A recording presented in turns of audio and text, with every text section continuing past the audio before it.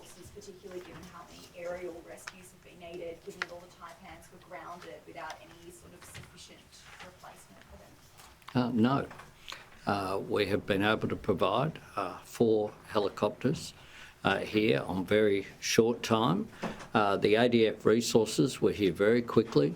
HMAS Cairns assisted with some of the rescue by making boats available, and the decision was made about the taipans after the tragedy that occurred in the Whitsundays on the basis of appropriate safety recommendations. Prime Minister, the cyclone reinsurance pool covers damage until 48 hours after the cyclone. Is that going to be extended up until today or yesterday, given the rainfall? Well, the cyclone reinsurance pool was created by the former Morrison government. There were lots of promises made at the time about what it would deliver in terms of insurance premium reductions, which have not yet materialised. Our government said before the election and since the election that we need to take a good look at the reinsurance pool, and that's something that's underway now. I can't be any more specific than that. Are you concerned by the lack of notice provided by a federal agency, given we've got hundreds of people stranded on rooftops? I think that all of the agencies have, whether they're federal or state, have done a remarkable job under what are difficult, unprecedented circumstances. Prime Minister, the budget had about $10 million to update the disaster alert system in May, the federal budget. Where are those upgrades, and will you look at fast tracking them now? I suspect what you're talking about is the national messaging system update that we funded.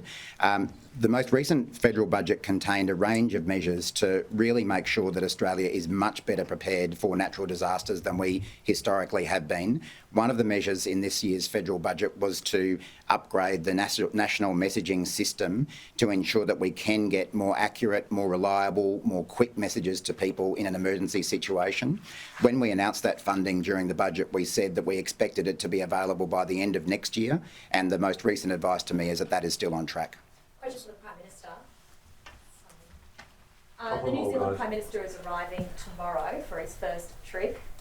What's on the agenda for those talks tomorrow, and will you accept support from New Zealand for the floods?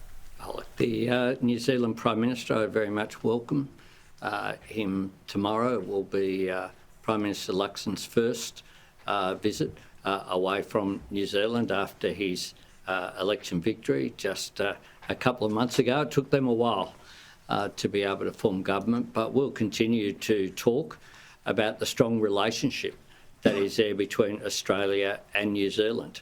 One of the things that we were able to do with the previous governments of Prime Minister Hipkins and Prime Minister Ardern is to provide an increased streamline for New Zealanders to become Australian citizens and having an enhanced economic relationship.